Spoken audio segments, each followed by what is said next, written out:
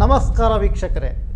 ಗುಲ್ಬರ್ಗಾ ವಿಶ್ವವಿದ್ಯಾಲಯ ಅಳಿಗೆ ಬರುವ ಯಾವ ಸೂಚನೆಯೂ ಕಾಣ್ತಾ ಇಲ್ಲ. ಸಾಲು ಸಾಲು ಹಗರಣಗಳು ತೆರೆದುಕೊಳ್ತಲೇ ಇವೆ.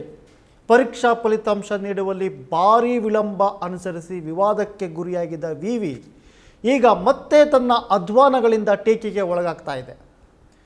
ಈ ಹಿಂದೆ 12,000 ವಿದ್ಯಾರ್ಥಿಗಳ ಫಲಿತಾಂಶ ಬಾಕಿ ಉಳಿದಿತ್ತು.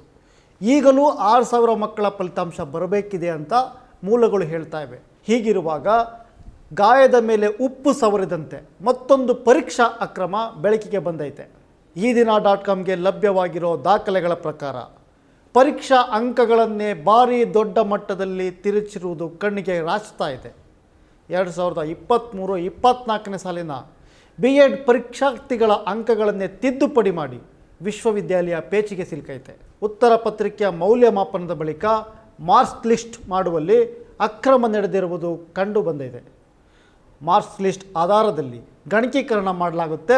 ಆದರೆ ಉತ್ತರ ಪತ್ರಿಕೆಯಲ್ಲಿ ಮೌಲ್ಯಮಾಪಕರು ಕೊಟ್ಟಿರುವಂತಹ ಅಂಕಕ್ಕೂ ಮಾರ್ಕ್ಸ್ ಲಿಸ್ಟ್ನಲ್ಲಿ ತೋರಿಸಿರುವ ಅಂಕಕ್ಕೂ ವ್ಯತ್ಯಾಸಗಳಿರೋದನ್ನು ಗುಲ್ಬರ್ಗಾ ವಿವಿ ಪರೀಕ್ಷಾ ಸುಧಾರಣಾ ಸಮಿತಿ ಗುರುತಿಸಿದೆ. 3,000 BEd ಪರೀಕ್ಷಾರ್ಥಿಗಳ ಪೈಕಿ ಅನೇಕರ ಅಂಕಗಳನ್ನು ತಿದ್ದಿರುವ ಆರೋಪ ಬಂದಿದೆ.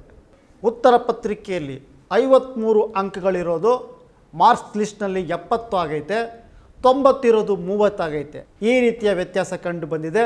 ಉತ್ತರ ಪತ್ರಿಕೆಯಲ್ಲಿ ಇರುವುದೇ ಒಂದಾದರೆ ಅಂಕ ನಮೂದಿ ಪಟ್ಟಿಯಲ್ಲಿ ದಾಖಲಾಗಿರುವುದೇ ಬೇರೊಂದಾಗಿರುವುದು ದಾಖಲೆಗಳಿಂದ ಖಚಿತ ಆಗ್ತಾ ಇದೆ. ಮೌಲ್ಯಮಾಪಕರು ಉತ್ತರ ಪತ್ರಿಕೆಗಳನ್ನು ಕೊಟ್ಟು ಹೋದ ಬಳಿಕ ಈ ಬದಲಾವಣೆ ಆಗಿರುವುದು ಸ್ಪಷ್ಟವಾಗುತ್ತೆ. ಇಲ್ಲಿ ಭಾರೀ ಹಗರಣ ನಡೆದಿರುವ ಶಂಕೆಯನ್ನು ವಿವಿಯ ಪರೀಕ್ಷಾ ಸುಧಾರಣಾ ಸಮಿತಿ ಗುರುತಿಸ್ತಾ ಇದೆ. ಮಾರ್ಕ್ಸ್ ಲಿಸ್ಟ್ನಲ್ಲಿ ತಿದ್ದುಪಡಿ ಮಾಡಿರುವುದು ಸ್ಪಷ್ಟವಾಗಿ ಕಾಣ್ತಾ ಇದೆ.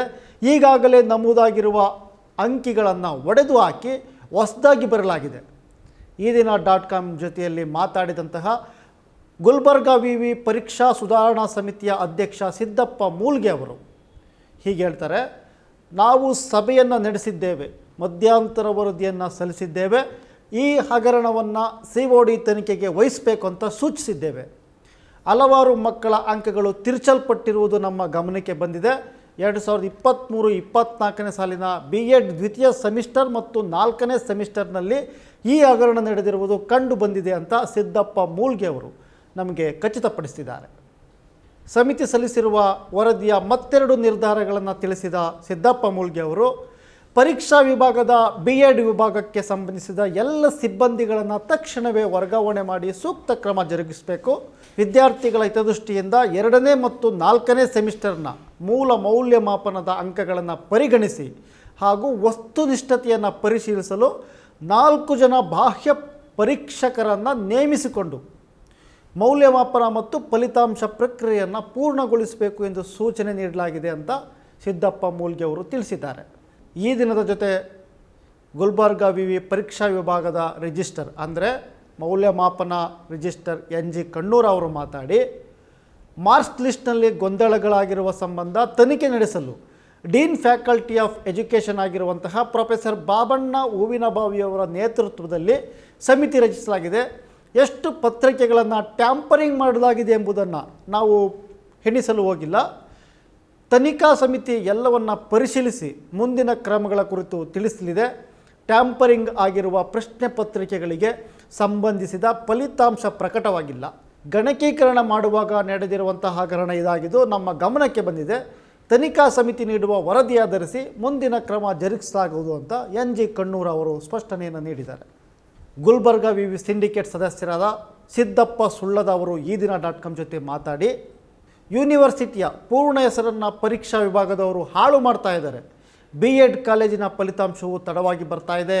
ತನಿಖೆಯಾದರೆ ಮಾತ್ರ ಯಾರು ಪ್ರಮಾದ ಎಸಗಿದ್ದಾರೆ ಅಂತ ತಿಳಿಯುತ್ತೆ ಅಂತ ಸಿದ್ದಪ್ಪ ಸುಳ್ಳದವರು ಹೇಳಿದರು.